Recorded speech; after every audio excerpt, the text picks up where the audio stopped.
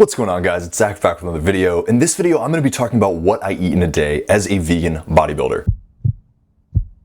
Now, before I dive super deep into this video, I just want to point out that we are all very different. Anatomically, our lifestyle habits are all very different, and so take this video with a grain of salt. This is not the gospel of what it really means to get strong, get big within your diet, right? This is just my personal approach based on my current goals, based on my journey, and so just use that as a frame of reference while you're watching this video. If you guys want some personalized help with diet, fitness, whatever it is on your current journey, I have a link below that you can sign up for a free consultation with me. We'll talk about your lifestyle, we'll talk about your goals, and see how we can merge those things to make a perfect strategy for you. Again, link below, and that first consultation is totally free. So I want to start out by saying that I do intermittent fasting, and I've been doing intermittent fasting for the last 5 years. I just find that it's something that works for me. It allows me to kind of work with my schedule and eat in a way that allows me to, stay clean but still eat a lot, but really optimize on that metabolic window. I'm not going to go too deep into this concept. I have a video on my channel. I'll put the link below that you can watch it yourself, but just using that as a frame of reference as well. I only eat between really the hours of 1 p.m. and about 9 p.m. I know for a lot of people that seems kind of like outlandish. You really need something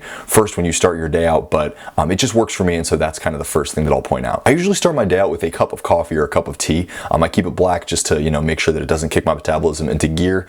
There's some kind of like science back and forth on that, but I find that it doesn't really make me hungry. It doesn't really, I can't really feel my digestive system starting out when I drink that cup of coffee or drink that cup of tea, but just having that hot liquid helps me to wake up, helps me to really feel myself, I guess, just kind of wake my body up and get into the groove of having to go to work. So I usually drink that between the hours of 7 and 9 a.m. just depending on when I wake up and when I feel like going and making it. But the first real meal of the day is usually around 1 p.m. So what I eat is usually like a bowl of cereal, maybe some cinnamon buns, something kind of sweet. If I'm feeling something a little bit more clean, I'll have a bowl of oatmeal with some nuts and some fruit in it. But I find that those kind of quick carbohydrates just allow me to kick my metabolism into gear. Something lighter and something sweeter helps me to really feel like, hey, I can palate more food, because the next thing that I eat is usually pretty heavy. It's pretty dense. It's pretty protein and fat packed, and really it's one of two things. It's either tofu scramble or it is loaded avocado toast. So tofu scramble being, tofu with some spices, some other kind of sauce sauteed with veggies, just kind of scrambled up. Eating that probably somewhere between 700 and 800 calories for that specific dish. Avocado toast, kind of same thing, about 4 pieces of toast with avocado, maybe some vegan mayo, and then some taco crumble or some other random veggies and stuff sauteed up and put on top.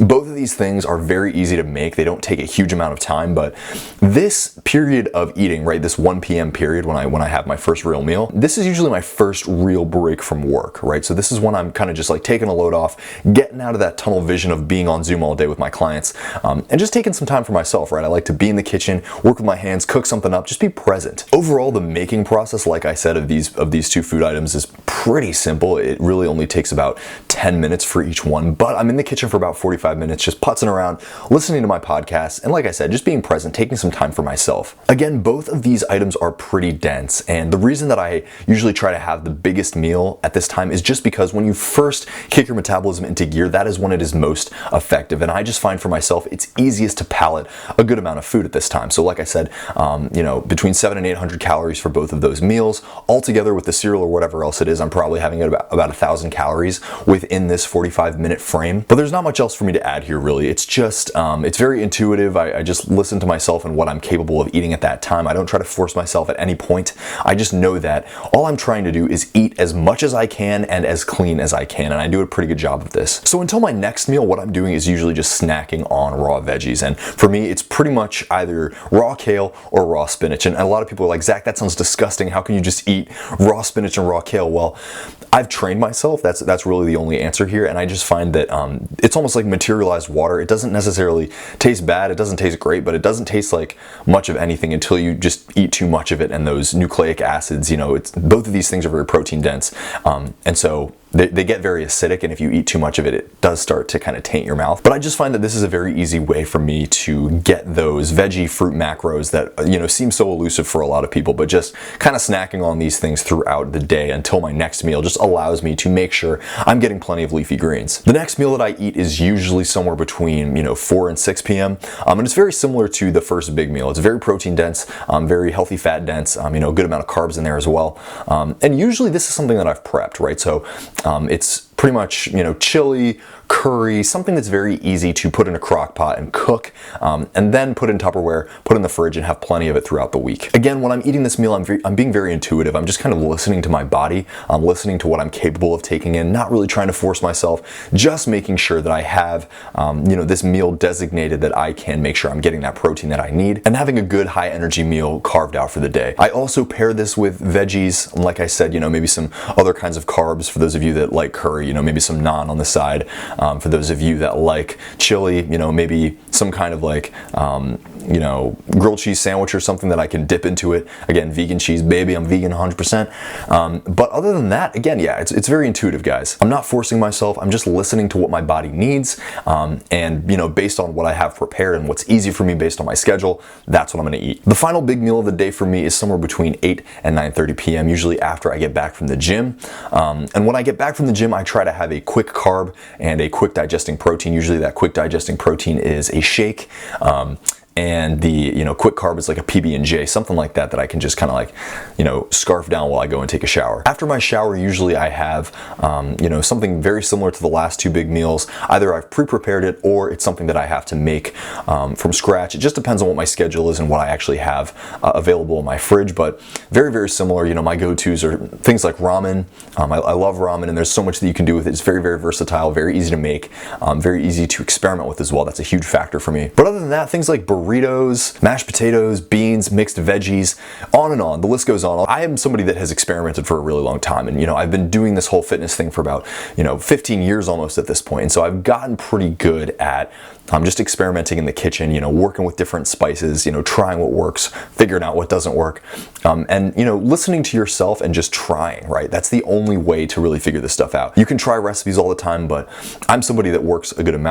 I don't look at my work as work. I really enjoy it, but I am a pretty busy guy, and so I have to make sure that I'm not spending a whole lot of time, messing around and, like losing myself in the process of experimentation. Sometimes I do have time for that, usually on the weekends, and I'll designate a few times during the week just to experiment because I think it makes me a better coach overall. But again, this is stuff that I've spent years doing, and so for those of you that are kind of new to this journey, I do recommend starting out with recipes and designating time to, attempt those recipes. But there is no secret. It really does come down to experimentation and trying things on your own. But you will figure it out, guys. You'll find stuff that really works for you and that you really enjoy, and you'll find a way that you can incorporate these recipes and this methodology of eating into your fitness goals as well. So the final thing that I eat during the day is something mildly sweet before I go to bed. The reason that I do this is that I find that when I have a little bit of sugar in my system, it helps me to astral project or lucid dream a little bit easier. For those of you that watch my channel, you know that I am very spiritual. I'm all about practicing this stuff, whether it comes to manifestation, whatever it is. I think that you can watch all the videos you want, but until you go out and actually try, you're not going to prove it to yourself. All these videos, all these articles, to some extent, they're all bullshit because they contain somebody else's limiting beliefs, right?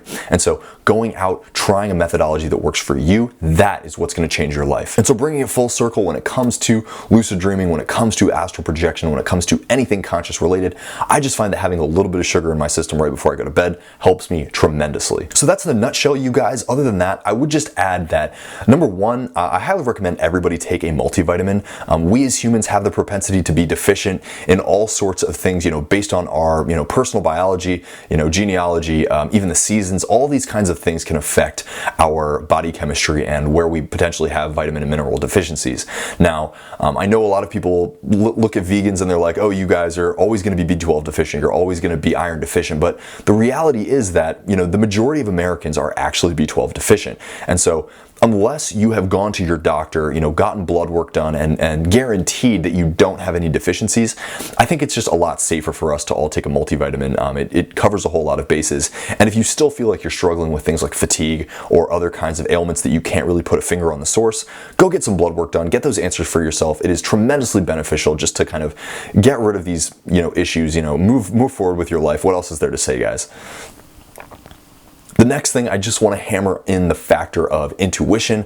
I'm really not a big fan of counting macros, not a big fan of counting calories, anything like that. I do think that the best thing that you can do is listen to your body, practice, go out and try things, and see what works for you. You know, use my three-pronged system.